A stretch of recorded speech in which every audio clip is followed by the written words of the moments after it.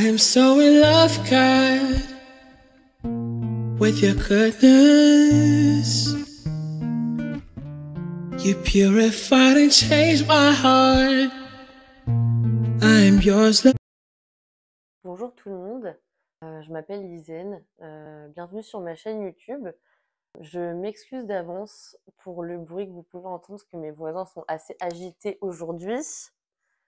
Mais bon, ça me permet de moi faire redescendre un peu la pression.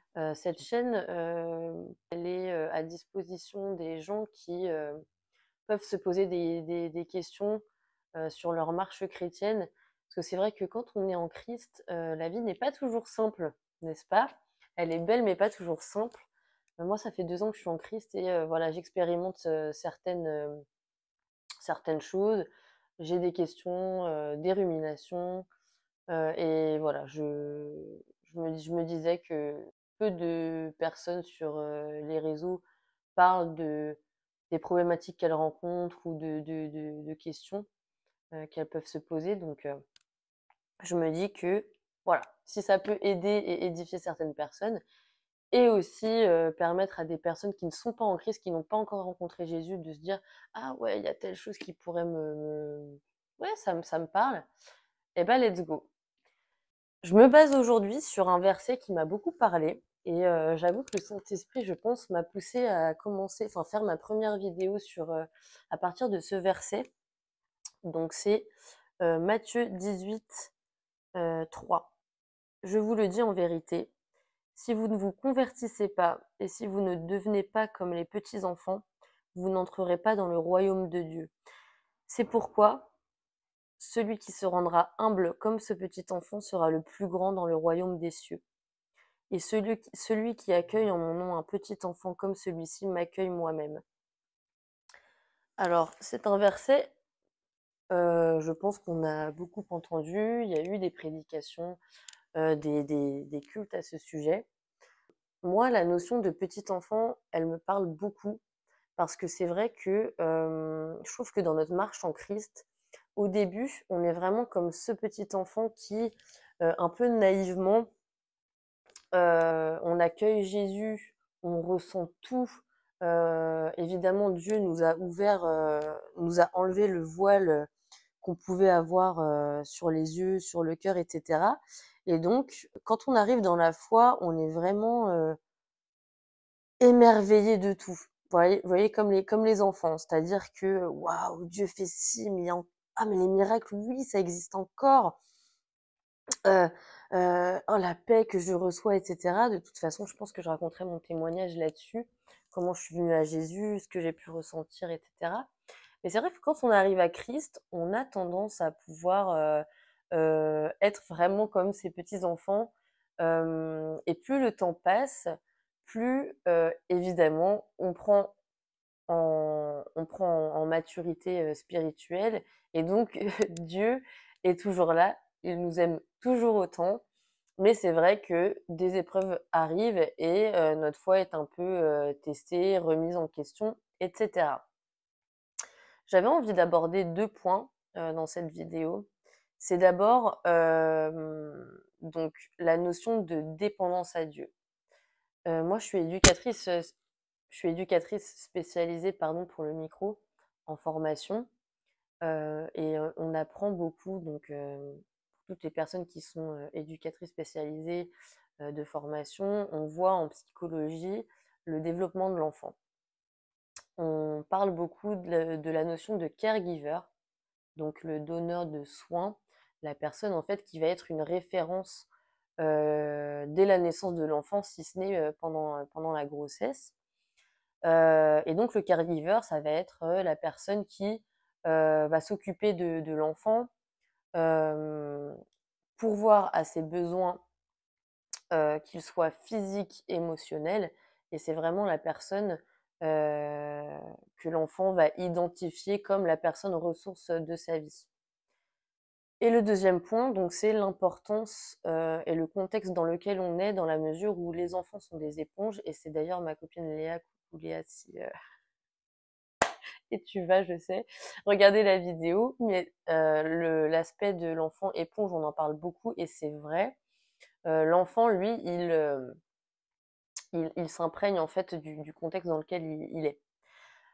Donc voilà, mais revenons au premier point. Du coup, le caregiver, c'est donc la personne qui va être, aux yeux de l'enfant, la personne ressource, et la personne qui va, d'ailleurs, comment dirais-je?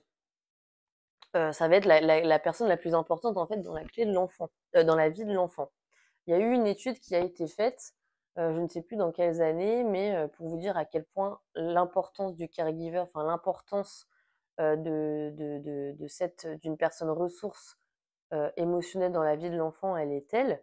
Il y a eu une étude qui a été faite il y a des années, auparavant, donc je crois que c'est les années 40-50, je sais plus, chez des femmes qui sont, en prison, incarcérées.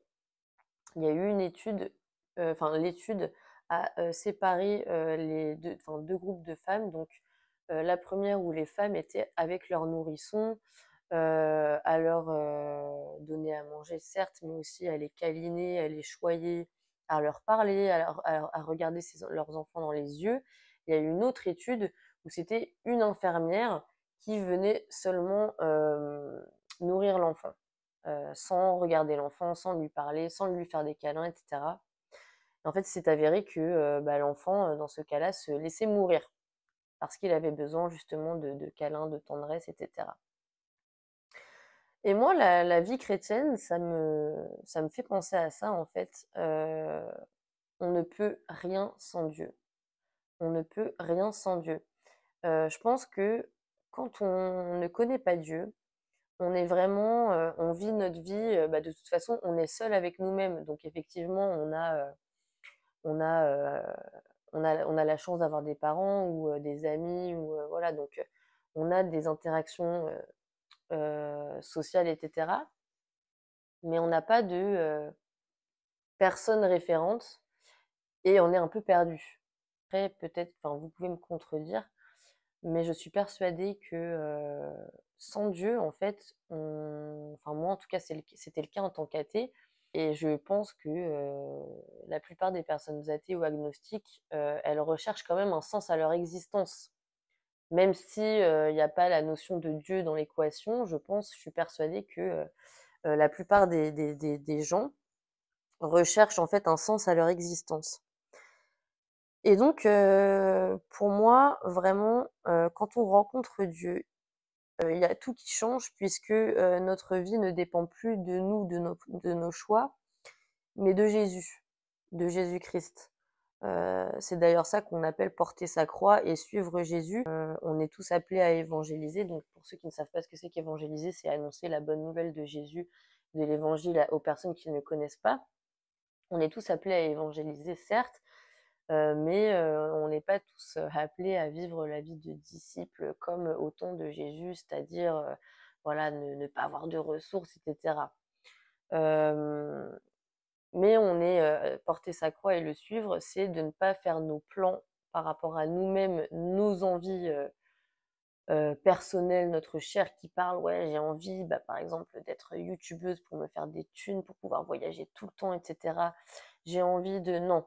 En fait, c'est vraiment remettre notre vie à Jésus-Christ et pouvoir après, le suivre, voir ce qu'il veut pour nous, parce qu'évidemment, il veut le meilleur pour nous. Donc arriver à déceler sa volonté dans notre vie et le suivre. Mais pour ça, ça c'est possible uniquement quand on est dépendant de Dieu. La dépendance à Dieu, qu'est-ce que c'est? Pour moi, la dépendance, à Dieu, c'est, pas, pour moi, c'est en fait mettre Dieu dans chaque chose de nos vies. C'est vraiment, lui demander son point de vue, sa volonté, qu'est-ce qu'il pense de telle ou telle chose dans tous les aspects de nos vies, que ce soit dans notre vie amoureuse, que ce soit dans nos finances, que ce soit, dans notre profession évidemment, que ce soit, dans un déménagement, nos projets, peu importe. Pour moi, la dépendance à Dieu, c'est vraiment dépendre de sa volonté pour notre vie Et ça, c'est un sacré cheminement parce que je pense que toutes les personnes qui sont venues à Christ au début, c'était qu'on savait pas trop. On entendait les gens à l'église, ouais, Dieu il m'a dit ça, le Saint-Esprit m'a dit ça. Ah ouais, ah ouais, ok. Bah moi il me parle pas en fait, donc je sais pas. Et au final, si Dieu nous parle, mais bon, ça sera peut-être le sujet d'une autre vidéo. Euh, donc voilà, la dépendance à Dieu. Pour moi, c'est vraiment le premier aspect que Dieu nous demande quand il nous dit soyez comme les petits enfants. C'est vraiment cet aspect-là de ok Seigneur, tu m'as sauvé, tu œuvres dans ma vie, je dépends de toi. Je dépends de toi, j'ai besoin de toi. Je sais que sans toi, ce n'est pas pareil. Sans toi, ce n'est pas possible. Que tu nous fortifies et que tes plans sont meilleurs que les nôtres. Voilà. Le deuxième, qui m'a beaucoup parlé, merci Léa encore une fois, c'est la notion d'enfant éponge, enfin des éponges. Vous savez, les enfants, enfin, je pense que vous avez une anecdote de aujourd'hui, votre personnalité, comment vous êtes dans la société par rapport à des amis, etc. Ça vient forcément de quelque chose dans lequel vous avez grandi. Je sais pas, vous êtes généreux. Peut-être que c'est parce que votre mère, à Noël, elle avait tendance à inviter des personnes qui étaient seules. Il y avait toujours beaucoup de monde à la maison. Elle avait le cœur sur la main et donc c'est quelque chose dans lequel vous avez évolué et donc c'est plutôt facile entre guillemets pour vous de euh, perpétuer cette bonne habitude. Et je pense qu'en tant que disciple de Christ, c'est pareil. C'est-à-dire que l'atmosphère dans laquelle nous sommes, ça va forcément déterminer en fait la relation qu'on a avec Dieu. Et je ne jette la pierre à personne puisque moi-même, hein, je ne suis pas parfaite. Hein, il y a encore beaucoup de choses que je fais, que je ne fais pas. Et encore une fois, cette chaîne, elle n'est pas dans le but de culpabiliser quelqu'un, de mettre mal à l'aise ou quoi. Elle est vraiment dans le but de partager des raisonnements que je peux avoir. Et si ça peut édifier, tant mieux, puisque c'est tout ce que je peux vous dire dans cette vidéo, puisque j'espère dans le nom de Jésus qu'il y en aura d'autres. C'est vraiment des raisonnements que j'ai pu avoir et peut-être qui parleront à des personnes qui ne parleront pas à d'autres, mais bon, voilà. En tout cas, voilà, l'atmosphère, pour revenir sur ce point-là, c'est c'est sûr que si ta vie, tu la passes tous les week-ends, tu vas en boîte de nuit, à te mettre des cuites, à skipper l'église le dimanche, et, euh, et tu fais uniquement ta petite prière avant de dormir le soir. euh, Est-ce que ta vie chrétienne va être nourrie, etc. Je pense que tu as toi-même la réponse. Attention, je ne dis pas que une petite prière le soir, machin truc, c'était mauvais. Non, je ne veux pas, ne me fais pas dire ce que je n'ai pas dit. C'est juste qu'en fait, le temps qu'on donne à Dieu, finalement, ça va nous permettre, nous, de marcher dans ce que, encore une fois, Dieu veut pour nous. On ne peut pas encore une fois, dire Seigneur, je ne t'entends pas, parle-moi, aide-moi aide-moi à entendre ta voix, aide-moi à comprendre ta volonté, un mot et je te suis. C'est plus profond que ça, et c'est par exemple l'atmosphère, sans parler de boîte de nuit ou quoi que ce soit, mais et je me l'applique à moi-même puisque toute la semaine j'ai l'impression que je cours à droite à gauche entre la salle de sport, les cours, le travail puisque je suis en alternance. J'ai l'impression que j'ai toujours 10 000 trucs à faire. Je suis en train de réviser mon code. Donc le matin déjà, dans les transports, enfin, je révise mon code, etc. Et en fait, je me dis, je suis en train de me le dire actuellement, Lisanne, en fait, euh, à quel moment tu donnes du temps à Dieu pour que tu puisses être vraiment comme ces petits-enfants parce qu'un enfant, il voit sa mère, il voit son père, il est émerveillé, quoi. Moi, je me rappelle, j'avais hâte, quand j'étais petite, une petite anecdote, mais j'avais hâte d'être adulte pour être parfaite. À quel point, quand on est enfant, on idéalise nos parents, quoi. Bon, c'était quand j'étais petite. Mais je pense vraiment que, ouais, il faut savoir faire des choix, il faut savoir faire des concessions et effectivement, le temps qu'on passe avec Dieu, au final, ça doit pas être un temps, expéditif en mode, et moi je suis un peu comme ça, j'ai mon rituel, c'est-à-dire que tous les jours, il faut que je lise ma Bible et que je passe du temps avec Dieu. C'est une discipline que je m'impose, je me connais, moi je suis quelqu'un qui, heu je peux facilement en fait, partir, enfin lâcher un peu, le Seigneur, aller, enfin je me connais et moi j'ai besoin de discipline. C'est pas le cas de tout le monde et je dis pas qu'il faut faire la même chose que moi. Mais en tout cas, moi je me dis que tous les jours, il faut que je passe un petit temps avec Dieu en lisant la parole. Et il y a des moments où, oui, oui je le fais, mais le cœur n'y est pas quoi. Parce que je suis prise dans 10 000 trucs, j'ai ça à penser: «Ah mais il y a cette situation au travail, est-ce que j'aurais pas dû faire comme ça?» enfin, il y a toujours plein de trucs et je pense que vraiment quand on prend ce temps avec le Seigneur, quelque chose de vraiment, il y a pas de délai, c'est-à-dire, ouais là, j'ai 5 minutes pour prier, let's go, non. Quand on se donne vraiment un temps avec le Seigneur, je sais pas, on sort en date dans un resto pour prendre du temps avec le Seigneur, on se fait une marche avec de la louange, peu importe.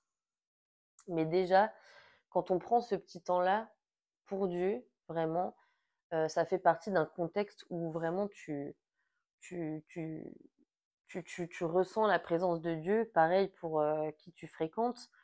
Moi, la majorité de mes amis, et de ma famille, n'est pas en Christ. D'ailleurs, si vous passez par là, je vous aime fort. Et j'ai des amis de l'église, hem, que j'aime très fort aussi, je vous embrasse fort. Hem, Tout ça, en fait, il faut trouver un équilibre, c'est-à-dire que qu'est-ce que tu fais avec tes amis qui ne sont pas en Christ? Qu'est-ce que tu fais avec tes amis en Christ? Mais voilà, c'est aussi un équilibre, c'est-à-dire que moi, je sais très bien que, si, faisais, que de prendre des verres après le travail en terrasse, bah, je me prendrais 1 ou 2 bières, 2 fois par semaine et après, bah, c'est du temps en moins que je passe avec le Seigneur. Enfin, pour moi, en fait, tout est question d'équilibre. Qui tu fréquentes, on va pas se mentir, des fois, il y a on a dans notre vie des mauvaises influences. Moi, pour l'instant, enfin, mes amis, il y a pas de souci avec ça. Mais ça peut nous arriver des fois de rencontrer des personnes ou de côtoyer des personnes qui nous tirent vers le bas. Et il y a pas besoin d'être chrétien pour le savoir, en fait. Des fois, il y a des personnes qui nous voilà, il y a une relation toxique qui s'installe ou la personne nous entraîne dans des choses, qui sont, glauques ou des choses qui ne sont pas, enfin, pas normales, pas, donc faut savoir aussi qui tu fréquentes. Ma mère m'a toujours dit: «Dis-moi qui tu fréquentes, je te dirai qui tu es». Je trouve que cette phrase est plutôt parlante. Donc voilà, la dépendance à Dieu et l'importance du contexte dans lequel on est, pour moi, ce sont 2 choses, qui, nous permettent, en fait, en tant que chrétiens, de vraiment suivre Dieu, de pouvoir, vraiment être dans sa présence et de garder quelque chose, d'intime avec lui, en fait. Remettre à lui tous nos plans, tous nos projets et être dans une atmosphère, de d'amour où, on prend soin de nos proches, on passe du temps, à l'église, à servir, dans la parole. Pour moi, ça, c'est 2 choses, 2 clés, qu'on retrouve, enfin, que j'ai utilisées, à en comparaison, pardon, à l'enfant. Voilà, sachant que, un enfant, bah, il va être, naïf, il va être influençable, il va être, heureux dans les petites choses. Hem Et je pense que, de toute façon, ce n'est jamais anodin, hein, ce qu'on a dans la parole. Et voilà, je pense qu'il faut vraiment, des fois, revenir à l'essentiel, sans parler ministère, sans parler appel sur sa vie, sans pouvoir, parce que ça met beaucoup de pression. Quel est mon appel? Quel est mon ministère? Mais des fois, en fait, c'est ce que dit, Jésus, ceux qui ne sont pas comme des petits enfants, n'hériteront pas du royaume des cieux. Donc des fois, il faut savoir aussi, voilà, arrêter de regarder et je vais conclure là-dessus. Arrêtez de regarder le côté performance, productivité, qu'est-ce que je vais pouvoir faire, qu'est-ce que je vais pouvoir gna gna, qu'est-ce que je vais. Non, il faut savoir se poser et moi, qui suis-je en tant qu'enfant de Dieu? Qu'est-ce que, enfin, de quoi j'ai besoin pour être dans la présence de Dieu, pour faire sa volonté.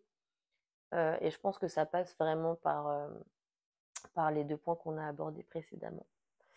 Voilà, c'était la réflexion d'aujourd'hui. C'était ma première vidéo, donc soyez indulgents. J'espère en tout cas que ça a pu parler à certains. Et j'espère que ça a pu en édifier d'autres. N'hésitez pas dans les commentaires à me faire part de vos ressentis, à me faire part de réflexions que vous avez pu avoir aussi sur ce sujet, sur ce verset. C'est avec plaisir et de toute façon, j'ai envie que ce soit un lieu d'échange entre nous.